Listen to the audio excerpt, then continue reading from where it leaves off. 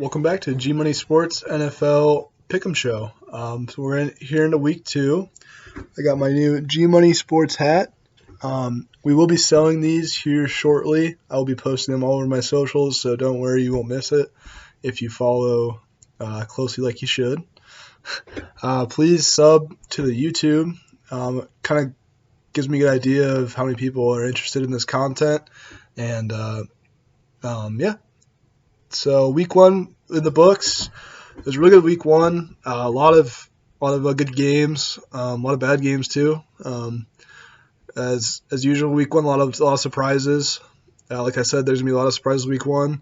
A lot of teams are gonna look like not how we think they're gonna look like, and got a lot of good info. Watched NFL games. I watched the Thursday night game, obviously, and then I watched Sunday from noon till the end of the Rams-Bears game. So long day Sunday. Monday night game was insane. Raiders played a really good one. It was fun to watch. Upset there. Raiders at home. Awesome game in the Las Vegas stadium with fans for the first time. That stadium's going to be absolutely electric. It's going to be a huge home field advantage. Watching Steve Aoki and Bruce Buffer introduce the game. It was so cool, so cool. So moving on to week 2, I got a lot of good information from week 1 and trying to use that to make good picks this week. I think the board's really good. You're gonna notice I'm gonna pick a lot of favorites for week 2.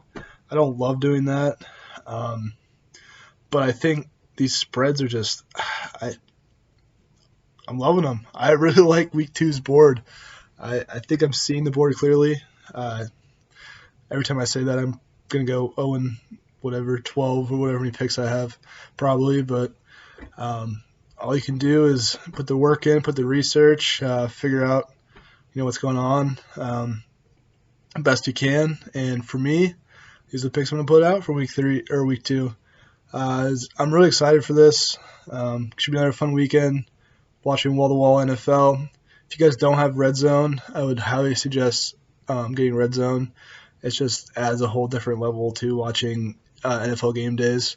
Super cool experience. So getting right into it, let's start with the first pick of the week. Got the Bears playing the Bengals.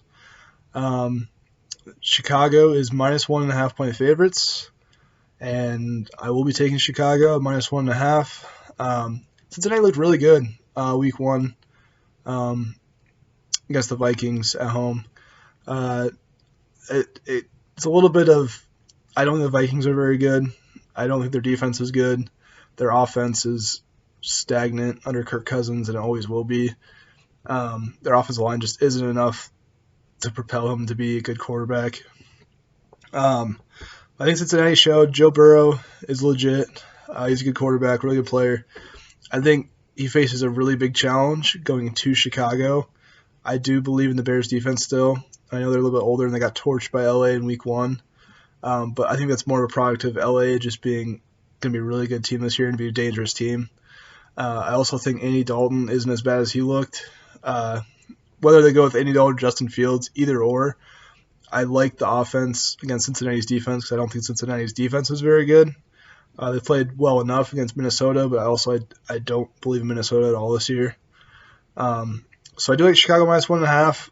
They're one of those teams made the playoffs last year somehow, and everyone thought they stunk, and they did, but they win games, they win close games, especially a game 1.5 point favorites here at home against a Bengals team the Bengals. They're the Bengals every year.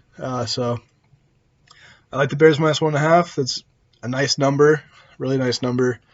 So yeah, first pick of the week, Bears minus 1.5. Moving on to the biggest spread of the week, got the Browns playing the Texans in Cleveland.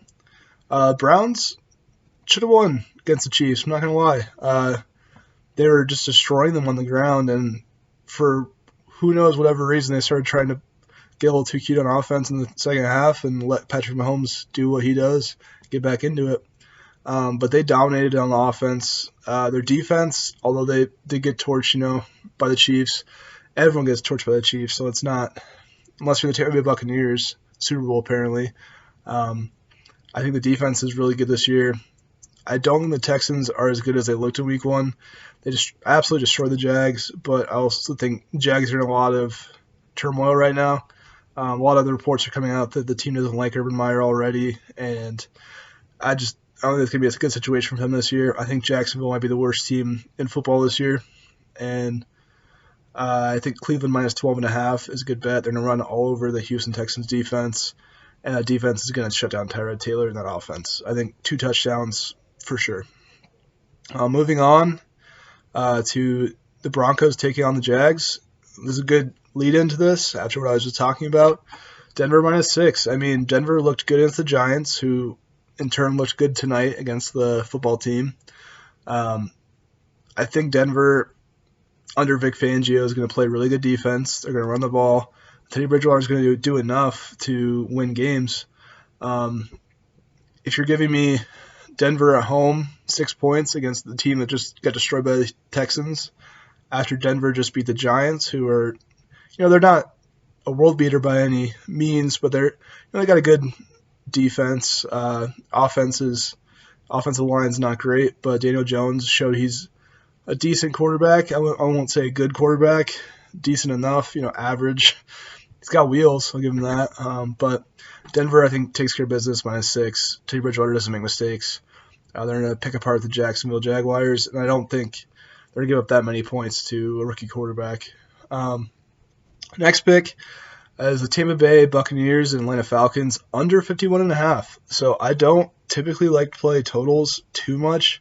A lot of them I feel like are too close to the number, and I don't know. I prefer picking spreads and money lines and stuff like that. But I do love this under. 51.5 for NFL is pretty high. And after putting up only 6 points against Philadelphia at home, I don't think Atlanta's going to be putting up that many points against Tampa Bay, who has a substantially better defense than Philadelphia. Atlanta might be a stinker this year, unfortunately, for fantasy owners of Calvin Ridley and Kyle Pitts. Matt Ryan did not look good against Philadelphia. He's not getting it any easier against Tampa Bay. I think Tampa Bay puts up points. They'll probably put up 35, 42 points. I don't think Atlanta scores over 10. And in order to hit an over at 51.5, you need both teams to score. I don't think Atlanta's going to score that much, so I'll take the under 51.5.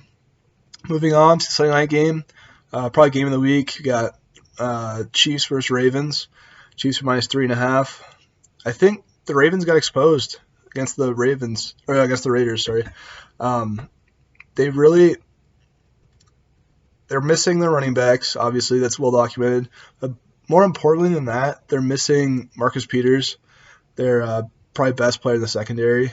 I think it's a huge loss for them, more than people realize. And I also think the Chiefs are the Chiefs. They're going to be great this year. They're always going to be great with Patrick Mahomes and that cast that he has on offense.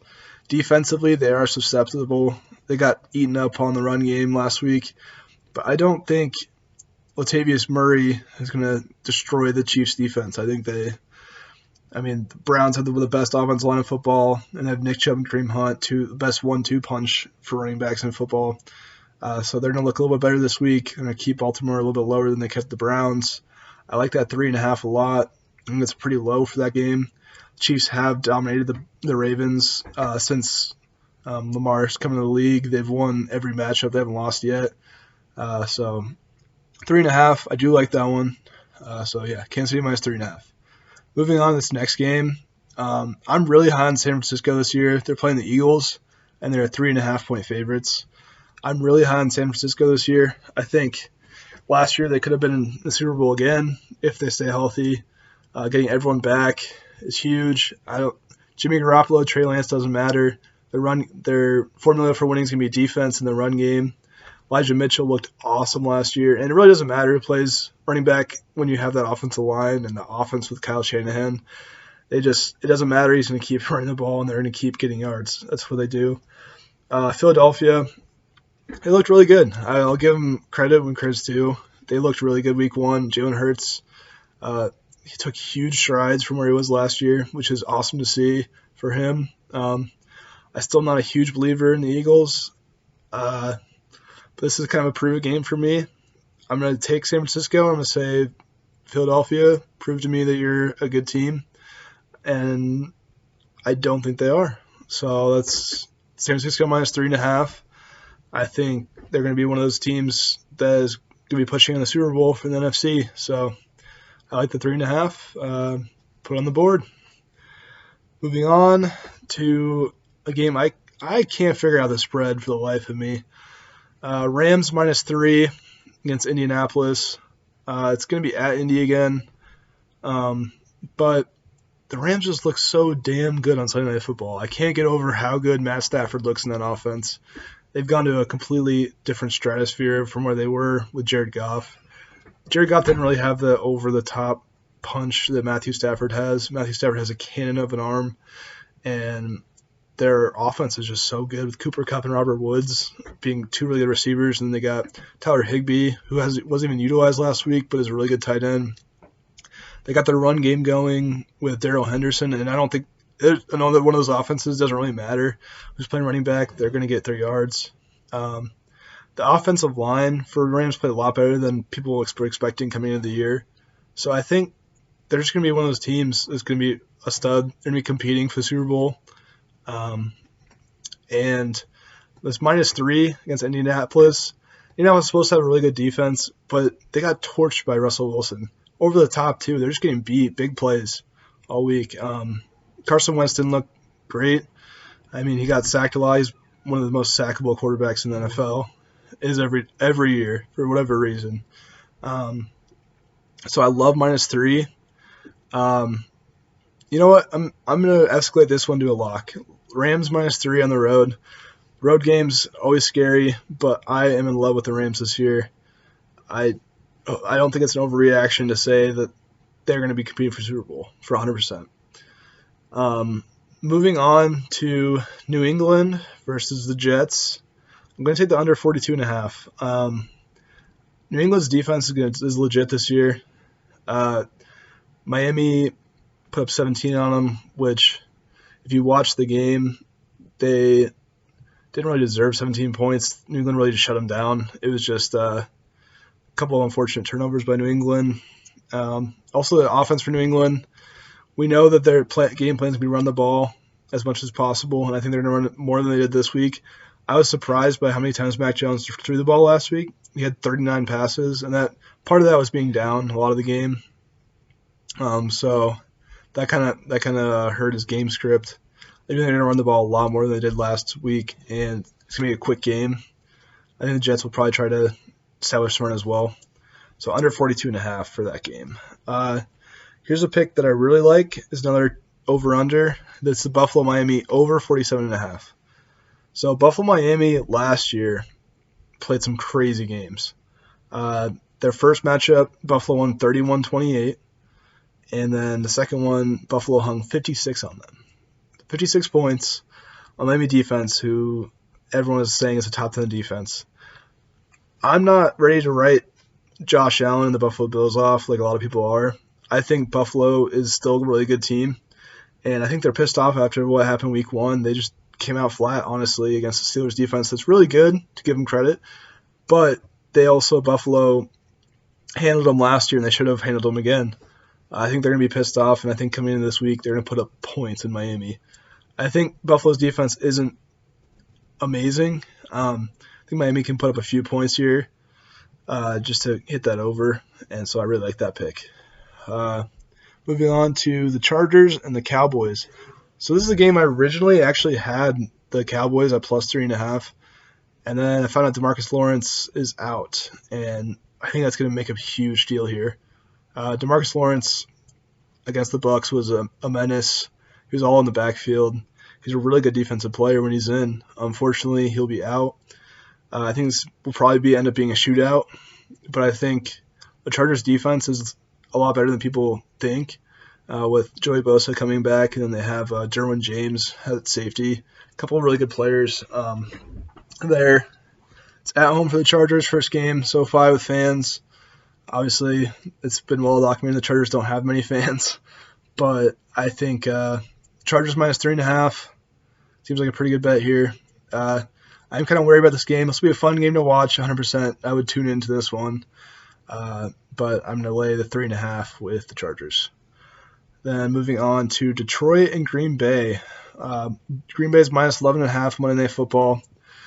This one, man, you don't want to overreact on week one. Green Bay did look bad. I don't think they're going to be as bad as people are saying. Everyone's saying that, Aaron Rodgers doesn't care about this year because of everything that happened in the offseason. I don't think that's the case. I think he doesn't like, obviously, the management for the Packers. But when it comes down to it, he really likes his teammates. All his teammates always had his back all summer. He gets along with them really well. He's going to play for them, not for the management. He said as much.